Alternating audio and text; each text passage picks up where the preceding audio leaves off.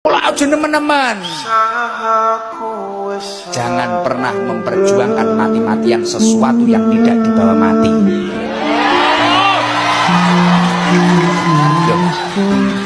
Iki info kok pusat le.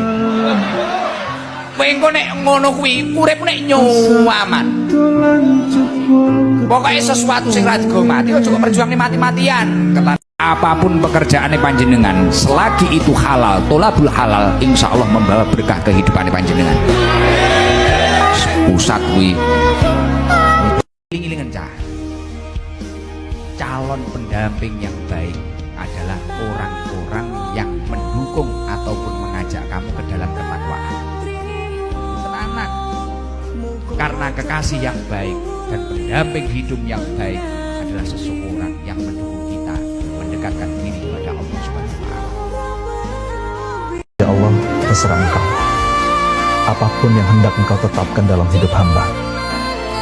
Sehat, sakit, lapang, sempit, sedih, bahagia, dipuji, dicaci, didekati, dijauhi, kaya, miskin, apapun itu ya Rob, hamba terima asal satu aja ya Allah, Engkau ridho. Asal satu aja ya Allah, Engkau maafin hamba. Asal satu aja ya Allah, Engkau makin sayang sama hamba. Maka dengan itu ya Rob, cukup, hamba ridho. Pesan untuk adikku, Dek, besok kamu harus bisa jadi orang yang sukses ya. Bila nanti aku gagal mengangkat derajat keluarga kita, angkatlah derajat mereka. Bahagiakan mereka. Bantu kakak mewujudkan semua mimpi kakak yang gagal kakak wujudkan. Jika kamu sudah sukses nanti, jangan lupa sama keluarga ya. Cukup aku yang gagal, kamu jangan. Doaku menyertai kamu, Dek. Sering nggak kita menghadapi masalah yang itu lagi, mengulangi masalah yang sama. Cerai sama suami, karena suami begini, saya cerai. Nikah lagi. Kalau kita belum tepat merespon, menjawab sesuai yang Allah mau, kira-kira dapat suaminya sama nggak? Allah kasih masalah yang sama nggak? Makanya kalau kita mengulang kesalahan yang sama dan mendapatkan masalah yang sama, jangan-jangan kita sedang remedi. Jangan-jangan kita sedang mengulang pernikahan orang tua kita. Karena kita nggak clear menerima bahwa orang tua kita bermasalah, bagian dari rahmat Allah yang Allah kasih buat kita. Jadi sebaiknya gimana kalau ada masalah? Semua rasa yang hadir kita rangkul. Seperti yang saya bilang tadi, perempuan yang kuat itu bukan perempuan yang bisa menolak kesedihan biar dia tidak menangis. Tidak. Perempuan yang kuat bukan dia yang sanggup menolak kesedihan biar dia tetap tampak kuat. Tidak. Perempuan yang kuat adalah perempuan yang bisa merangkul semua rasa yang hadir. Bahagiakah? Sedihkah? Itu kita rangkul semua. Karena apa? Semuanya dari Allah. Selama ini kita memperlakukan anak seolah-olah anak gak punya perasaan. Benar gak? Kamu harus ikut kata bunda. Kamu harus nurut sama bunda. Harus. Tanpa kita memperhatikan gimana perasaannya. Apakah dia sedang sedih? Apakah dia sedang kecewa? Kita gak tahu. Karena kita merobotkan diri kita sendiri, akhirnya kita juga merobotkan anak. Ketika anak tantrum misalnya. Kalau kita jadi human doing, kita akan melakukan apapun biar anak berhenti nangisnya. Bener gak? Coba, ada yang pernah ngalamin anaknya tantrum di tempat umum? Gimana rasanya? Pengen cepat beres kan anak? Coba diem. Kalau dia sedang perlu menangis, saya kasih izin dia nangis. Oke, biarkan nangis dulu. Jangan dipaksa berhenti saat itu. Seringnya kita gimana? Memaksa berhenti kan? Pengen cepat kelar. Udah dong, jangan rewel. Padahal anak tuh lagi rilis emosi, mengeluarkan emosinya. Nikah dengan orang yang salah itu lebih parah daripada gak nikah-nikah. Paham ya? Karena di zaman sekarang cewek-cewek kebelet nikah. Kenapa? Temen-temennya udah pada nikah semua. Jadi dia insecure, dia mau nikah juga. Tapi saya bilang sabar, karena salah nikah lebih parah daripada gak nikah-nikah. Kenapa? Saya ratusan dapat orang konsultasi, ibu-ibu sekalian. Masalahnya beragam. Setengah mati kalau sudah terjadi. Dan kalau sudah nikah tuh bahaya. Kenapa? Ingat baik-baik, dunia tuh gak adil. Kenapa dunia gak adil? Cowok sama cewek itu beda. Dunia tuh gak adil. Kenapa? Kalau cowok gagal rumah tangga, dia tidak kehilangan apapun. Tapi kalau cewek gagal rumah tangga, dia bawa beban itu seumur hidup. Maafin orang tuamu kalau memang orang tuamu tidak sesuai dengan ekspektasi yang kamu bayangkan. Supaya kamu gampang dimaafkan sama anakmu. Maafin kesalahan dan kekurangan yang pernah terjadi pada hidupmu di masa kecilmu. dengan memori yang mungkin tidak baik pernah kamu peroleh di waktu kecilmu. Mungkin bapakmu pernah begini, mungkin ibumu pernah begini. Maafin. Kualitas hidup itu terletak ketika kita sudah sanggup memaafkan, dan tidak ada orang yang paling berhak kita maafkan kecuali dua, yang paling merujuk kepada prioritas, yaitu orang tua kita dan pasangan hidup kita. Itu kata para ulama. Orang yang paling pantas mendapatkan maafmu adalah orang tuamu dan pasangan hidupmu. Dan itu yang seharusnya kita berikan, supaya tidak ada lagi sebuah nama yang kita ingat dengan kebencian dan kepedihan di dalam hati kita, karena hati kita terlalu berat untuk menyimpan nama yang sepanjang hidup kita memberikan kebencian itu. Dan ironisnya kalau nama itu adalah orang tua kita. Siapapun di antara kalian kata Allah yang ingin mendapatkan kenyamanan dalam kehidupan, yang ingin mudah mengentaskan kesulitan, yang ingin dimudahkan rezekinya bahkan dari sisi yang tidak terduga, yang ingin dimudahkan semua urusannya, kalimatnya satu dalam Al-Quran, wa may yattaqillah.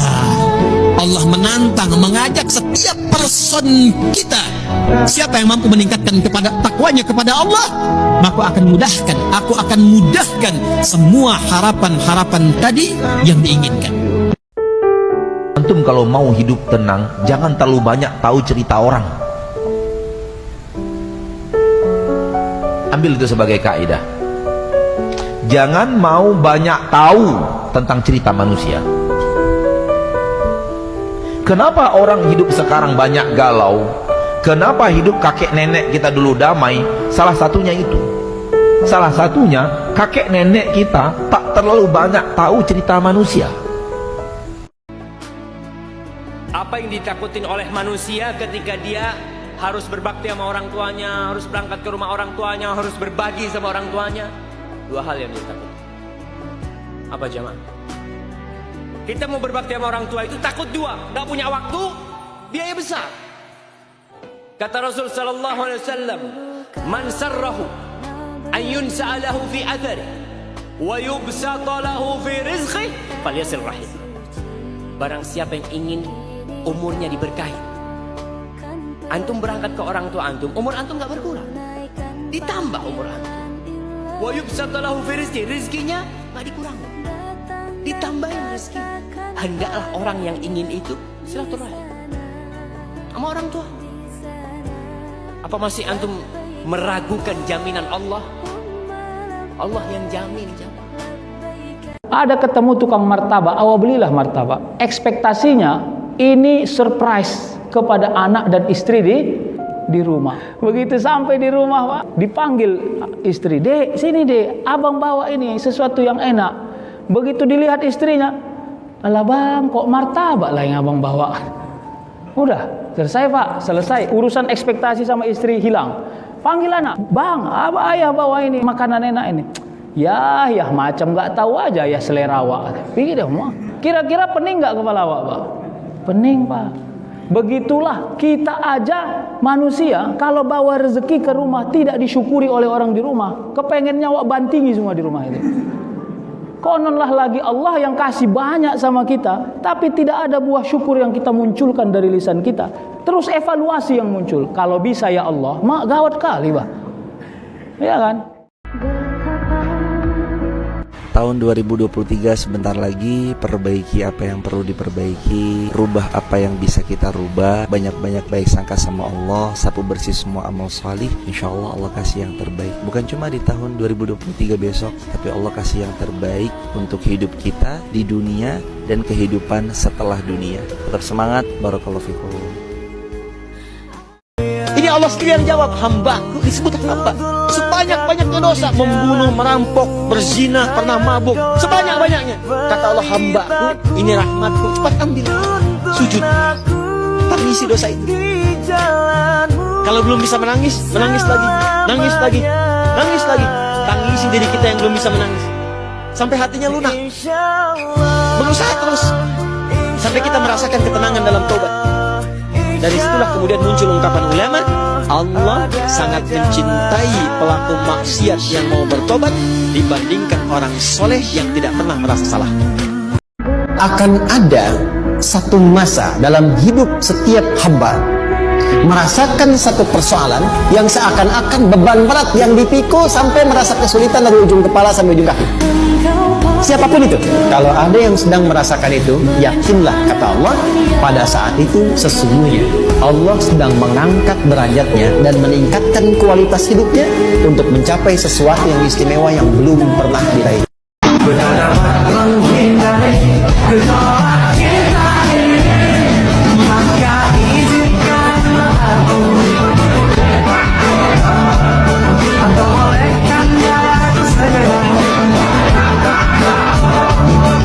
Makanya didiklah anak kita yang perempuan itu malu. Jadi kalau anak kita kecil malu, antum harusnya bangga sebagai orang tua. Ini kalau saya kadang-kadang ngetes tuh anak saya yang perempuan, es krim gitu. Es krim itu kalau di perumahan kan dia pakai sepeda motor kan, cepet dia. Saya bilang, panggil es krim nak. Cepet-cepetan dia nyari jilbab gitu.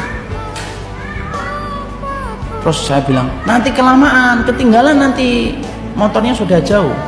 Ya enggak bisa, lebih malu kalau enggak pakai jilbab. Itu mahal itu kalau sudah anak kita bisa ngomong kayak gitu. Dan biarkan itu ada sampai dia dewasa. Kenapa? Kalau antum punya anak perempuan 1, 2 sudah punya sifat malu, dan sifat malu itu menjadikan dia menjaga dirinya sampai pernikahan, itu sutrohnya antum dari api neraka. Saya kira pilihan untuk menjadi orang yang baik adalah pilihan yang paling tepat. Karena sebagaimanapun sulitnya pilihan itu, kalaupun kita akan disakiti, dikhianati dalam jalan ini, balasan di sisi Allah Subhanahu wa Ta'ala itu lebih besar. Maka adanya surga menjadi berharga bagi mereka yang sering terluka di dunia. Maka nikmatilah proses pendewasaan cinta dan keimanan kita. Semangat menjalani kehidupan kita full senyum sayang.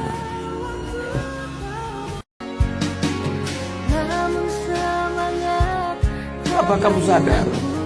Ayahmu lelah merantau mencari rezeki, meninggalkan keluarganya. Nanti kalau kau jadi orang tua baru kau paham sedihnya meninggalkan keluarga. Tidak melihat perubahan fisikmu mulai tumbuh nak. Canda tawa waktu yang tak berulang. Sedih nak ketika mendengar kata-kata indah. Lantar jial ayyamul lati mautat. Sedihnya hari nak mungkin kembali, masa kanak-kanakmu hilang. Ayahmu gak menyaksikan masa kanak-kanakmu karena kewajiban mencari rezeki. Nanti kau akan rasakan. Ketika kau rasakan itu, kau akan menyesal. Tangismu, air matamu di atas pusara ayahmu.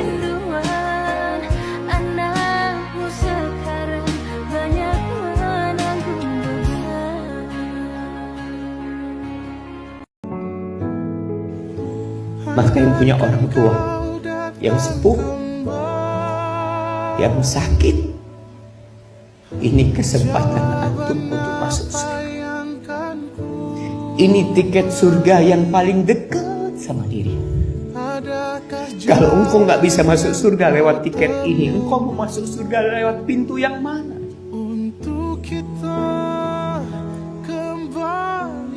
Kalau sudah meninggal dunia, engkau ingin melihat wajah, engkau ingin bersalaman mencium tangannya, kok nggak bisa. Yang orang tuanya jauh, sering-sering pulang. Kalau nanti ibumu banyak kekurangan nak, kau tahu nak, aku bukan aku yang dulu. Kalau dulu kau bawa teh manis tumpah, aku tersenyum sambil berkata, kamu ini sambil diseka itu tumpahannya.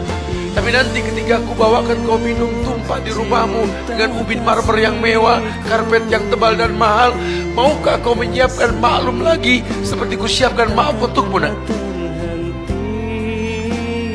Kalau kau sulit menatap wajah ibumu ketika hidup ini, cobalah nanti luangkan sedikit waktumu. Temui aku ketika aku tak sadar kau datang. Ketika aku tidur.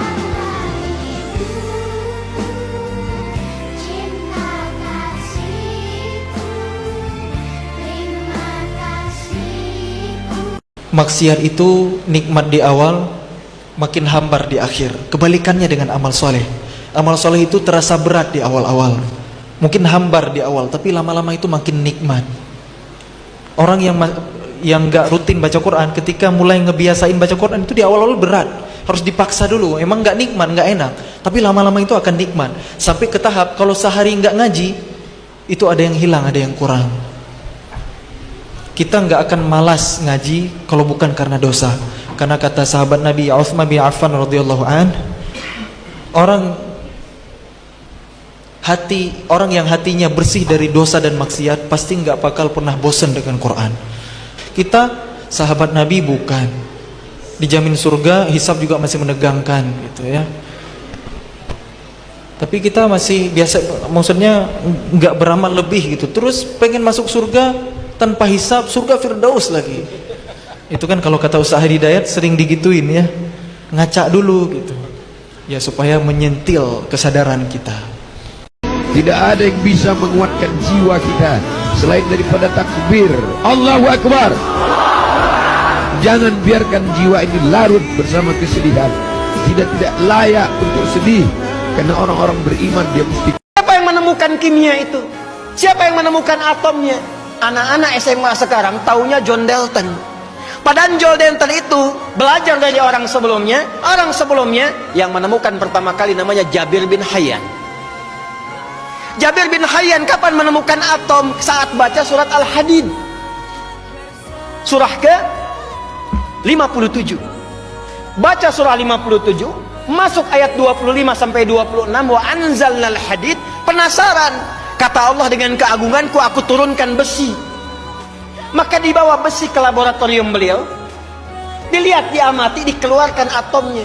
Maka dari sinilah kemudian muncul nama atom untuk besi, Fe ferum, F besar, E kecil. Nomor atom besinya 26. Besi itu, atom itu punya isotop. Isotop itu menjaga kestabilan atom supaya kokoh. Yang paling stabil nomornya 26, isotopnya 57. Surah 57 ayat 25 sampai 26.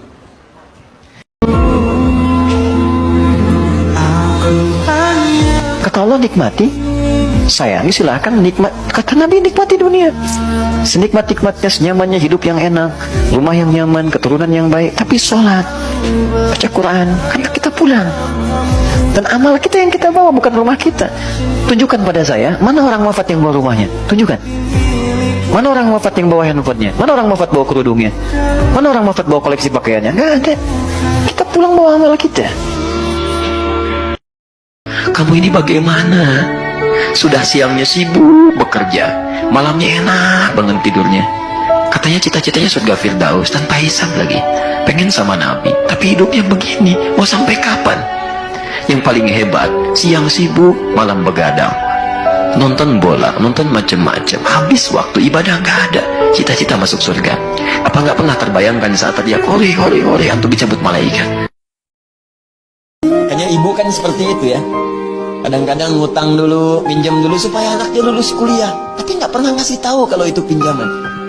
Nggak apa-apa dicaci orang, nggak apa-apa datangin orang, nggak apa-apa ditagih orang, bahkan kadang-kadang diteror. Yang penting anaknya nggak usah tahu. Itulah ibu. Makanya kalau sedang kesal pada ibu, coba pikir-pikir dulu sulitnya ibu waktu didik kita. Itu bahasa Qurannya.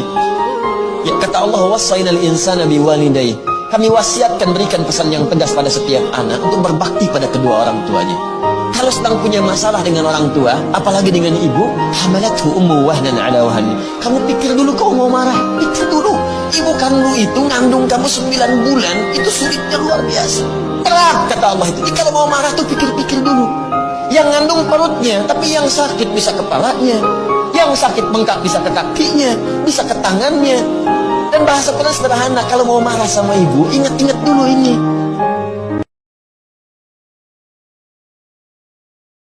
Dan saya mohon pada anda semuanya, tolong ingat ini ya, baik-baik. Kalau nanti di akhirat anda tidak temukan saya di surga, tolong ingatkan kepada Allah, pernah ada di sini, saya pernah ada di sini, tolong ingatkan. Kalau antum di akhirat nanti tidak temukan saya di surga, tolong ingatkan. Ya Allah, mohon ya Allah, Adi Hidayat pernah mengajar saya dan mengingatkan saya di sini. Ya. Subhanakallahumma wa bihamdika asyhadu an la ilaha illa anta astaghfiruka wa atubu ilaik. Wa akhiru da'wana alhamdulillahi rabbil alamin. Assalamualaikum warahmatullahi wabarakatuh. Antum nggak pernah menyakiti Rasulullah. Antum nggak pernah ngelempari Rasulullah. Antum nggak pernah menghina Rasulullah. Antum nggak pernah bentak Rasulullah. Sedangkan sama yang menyakiti, yang membentak saja, yang melempari beliau saja, yang memfitnah beliau saja, beliau mendoakan, apalagi sama antum. Anda mendapat video potongan misalnya, ya terasa biasa-biasa, kayaknya bagus tuh. Lalu Anda share, bagi sebagian orang itu yang dia cari selama ini. Ketika dia mendapatkan itu, terasa bagi dia sebuah perubahan. Ketika dia berubah, Anda yang men-share itu mendapatkan transferan pahala dari setiap hasil perubahannya. Saya nggak pernah ninggalin istri saya dalam keadaan marah. Saya selalu bilang, Dek, kalau ini pertemuan kita yang terakhir, apakah kamu mau kita marahan kayak begini? Enggak, ya sudah, sini baikan. Tapi lama-lama istri saya pintar. Ketika marahan saya bilang, Dek, kalau ini pertemuan yang terakhir gimana? Istri saya bilang, kemarin juga bilang begitu. Tapi coba lihat Bapak Ibu sekalian, benar atau tidak kata-kata saya? Coba benar atau tidak kata-kata saya? Ada satu hari Anda pergi keluar rumah, nyium tangan suami Anda, lalu kemudian bisa jadi Anda pulang dia nggak ada, atau Anda yang sudah nggak ada. Benar nggak? Kalau nggak hari ini besok, kalau nggak besok lusa, tapi akan datang satu masa. Pertanyaan saya, kalau ini adalah hari terakhir Anda, mau nggak Anda tahajud hari ini? Anda tahajud malam ini mau? Kalau ini malam terakhir Anda masih punya alasan lagi ngantuk. Anda masih punya alasan lagi banyak kerjaan. Kalau ini malam terakhir Anda, di mana Anda bisa bertobat untuk kemudian beramal pada Allah Subhanahu Wa Taala, maka pas jadi imam sholat, orang mundur ke belakang, bisa bilang, luruskan, rapikan barisan. Di Mesir itu imamnya mundur ke belakang lalu berkata, sholatlah. Andaikan ini solat yang terakhir dan gak ada solat lagi setelah ini. Kalau Anda bersolat dengan solat yang terakhir, solat yang kayak apa sih yang Anda mau persembahkan pada Allah? Takbir kayak apa? Lalu kemudian khusyuk kayak apa? Lalu kemudian bacaan kayak apa? Kalau ini solat yang terakhir, bagaimana yang terjadi? Pernah mimpi mati? Pernah mimpi mati? Belum pernah ya? Saya doakan semoga ibu-ibu nanti mimpi mati. Karena itu bermanfaat sekali. Saya pernah sekali mimpi mati, bangun dalam keadaan basah kemudian muka saya. Kenapa? Nangis. Lah kenapa? Pas saya mimpi mati, saya mikir apa? Ya Allah, saya maafin semua orang-orang yang bersalah pada saya, Allah. Saya maafin semua orang yang saya benci pada saya, Allah. Yang saya benci juga saya semua maafin. Ingat orang-orang yang saya benci semuanya dan saya maafin mereka. Kalau sudah mau mati. Makanya ibu kan seperti itu ya. Kadang-kadang ngutang dulu, pinjam dulu supaya anaknya lulus kuliah. Tapi nggak pernah ngasih tahu kalau itu pinjaman. Nggak apa-apa dicaci orang. Gak apa-apa datengin orang, gak apa-apa ditagih orang, bahkan kadang-kadang diteror. Yang penting anaknya gak usah tahu. Itulah ibu. Makanya kalau sedang kesal pada ibu, coba pikir-pikir dulu sulitnya ibu waktu didik kita. Itu bahasa Qurannya. Ya, kata Allah, wassainal insana biwalidayhi. Kami wasiatkan, berikan pesan yang tegas pada setiap anak untuk berbakti pada kedua orang tuanya. Kalau sedang punya masalah dengan orang tua, apalagi dengan ibu, hamalathu ummu wahnan ala wahni. Kamu pikir dulu kau mau marah, pikir dulu. Ibu kandung itu ngandung kamu 9 bulan, itu sulitnya luar biasa. Berat kata Allah itu. Jadi kalau mau marah tuh pikir-pikir dulu. Yang ngandung perutnya, tapi yang sakit bisa kepalanya, yang sakit bengkak bisa ke kakinya, bisa ke tangannya. Dan bahasa Quran sederhana, kalau mau marah sama ibu, ingat-ingat dulu ini. Oh, ibu udah dikabarin sama keluarga kita, nah cepat pulang saya. Ibu kamu meninggal, kamu cepat pulang. Hati mulai kacau, pikiran kacau, langkah pun lemes. Cuma bisa nangis, pengen minta maaf. Buru-buru kita pulang dari kampus atau sekolah atau tempat kerja kita. Buru-buru kita tinggalin aktivitas kita buat ngejemput ibu. Dulu kemana aja ketika ibu masih hidup? Kok gak mau ninggalin aktivitas? Ibu jangan dulu meninggal.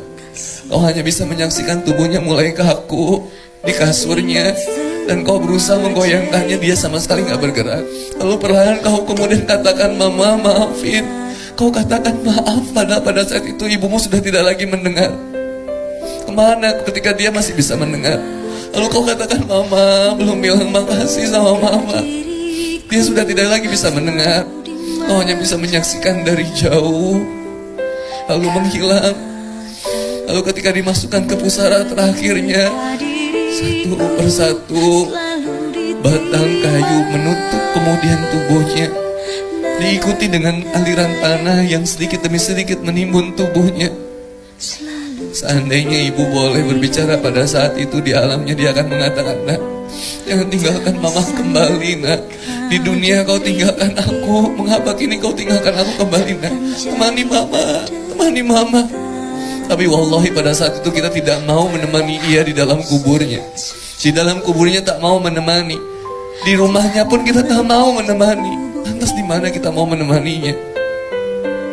Katakan kepada ibumu mulai hari ini ketika ibumu masih hidup, "Ma, maaf, aku pengen benar-benar tobat, Ma. Aku pengen benar-benar untuk lebih dekat sama Allah Subhanahu wa taala, Ma.